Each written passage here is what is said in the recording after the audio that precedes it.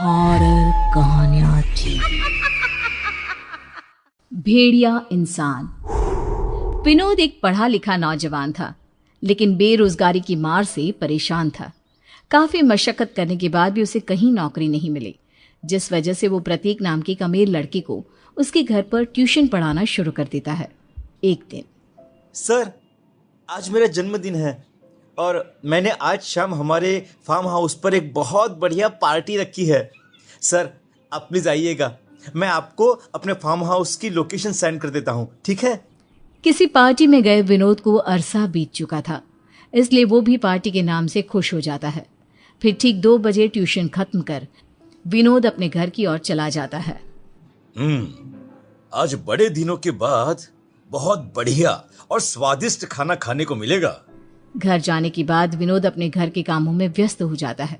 देखते ही देखते शाम हो जाती है। अरे 6 बज गए। मुझे तो प्रतीक की बर्थडे पार्टी में जाना है। अभी निकलूंगा तो समय पर पहुंच जाऊंगा, वरना देर हो जाएगी। विनोद तैयार होकर घर से निकलता है और एक रिक्शे को रोककर उसे एड्रेस बताता है। हाँ ठीक है साहब, चल लेंगे। हाँ, पर पूरे 200 रुपए लूंगा।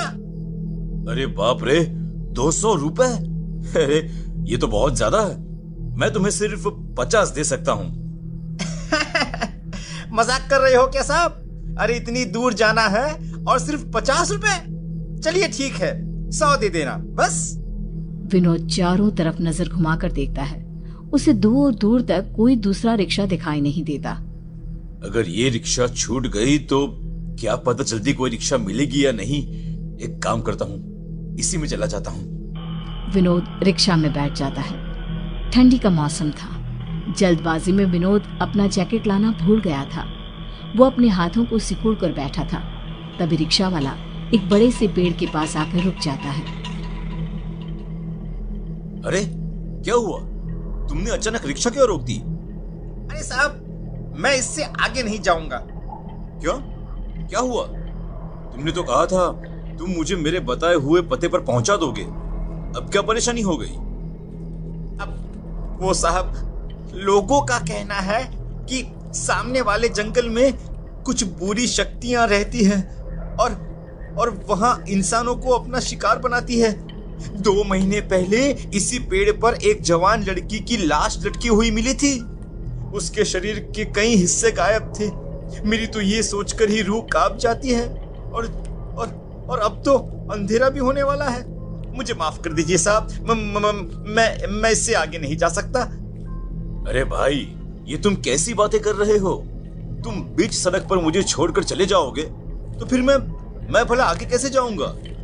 देखो भाई, अगर तुम्हें ज्यादा पैसे चाहिए तो साफ साफ बोल दो, बेकार के बहाने मत बनाओ। अरे नहीं भाई साहब, नहीं, मैं कोई बहाना नहीं बना रहा, मैं सच बोल रहा हूँ। अरे इससे आगे जाने की मेरी हिम्मत नहीं है। चाहो तो 100 रुपए भी आप रख लो, मुझे नहीं चाहिए पैसे, पर मुझे बख्श दो। मैं इससे आगे नहीं जा सकता मैं। इस तरह विनोद को बीच रास्ते में छोड़कर रिक्शा वाला वहां से वापस लौट जाता है। इन रिक्शा वालों पर तो भरोसा करना ही बेकार है। खैर कोई बात नहीं, मैं पैदल ही आगे चला जाऊंगा। देखता हूँ, शायद कोई लिफ्ट देने वाला मिल जाए। विनोद जंगल के रास्ते आगे बढ़ने लगता है। देखते ही देखते चारों तरफ घनघोर अंधेरा छा जाता है। जंगल से तरह तरह की डरावनी आवाजें भी आ रही थी। उन आवाजों को सुन विनोद के दिमाग में रिक्शा वाले की कही गई बात घूमने लगती है।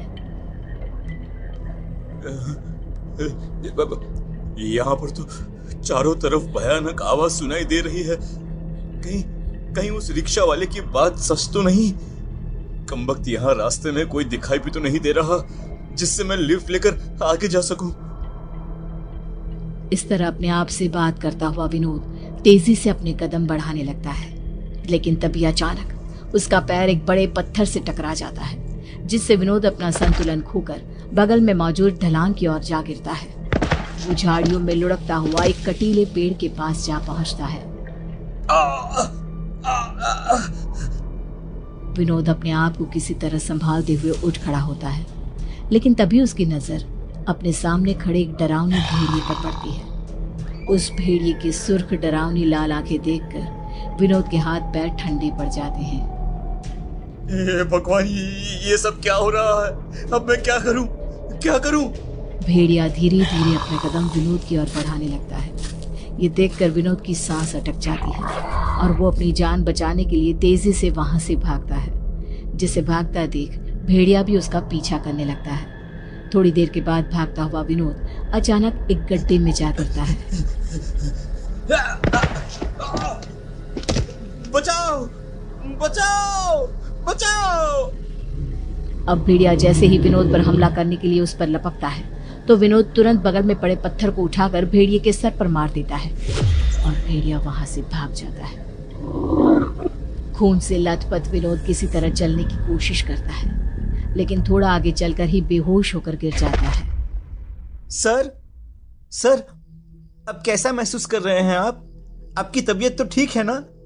शुक्र है कि मेरे फार्म हाउस के चौकीदार की नजर आप पर पड़ गई, वरना जंगल का कोई जंगली जानवर आपको मारकर खा जाता।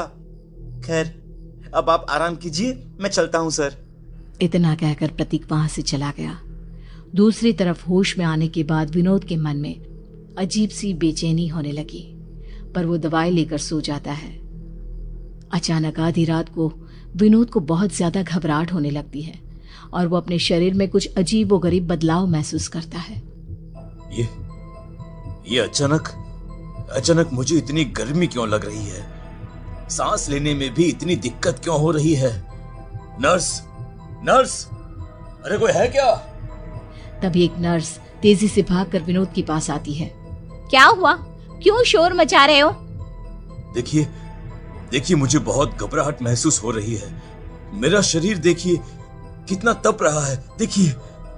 नर्स विनोद के शरीर को छूकर देखती है। चिंता की कोई बात नहीं, ये दवाई खा लो, इसके बाद तुम्हें अच्छी नींद आएगी। नर्स ग्लास में पानी और कुछ दवाइयां विनोद को दे देती है, लेकिन वो पानी पीते ही विनोद अजीब मुंह बना लेता है और गुस्से में नर्स की ओर देखने लगता है। विनोद की आंखों का रंग बदलने लगता है। अरे ये क्या? अब विनोद के नाखून लंबे होने लगते हैं, बाल बढ़ने लगते हैं और देखते ही देखते थोड़ी ही देर में विनोद एक भेड़िए के रूप में बदल जाता है। वो नर्स का गला पकड़ लेता है। मुझे ये बकवास पानी नहीं चाहिए, मुझे खून पीना है, तेरा गर्म खून।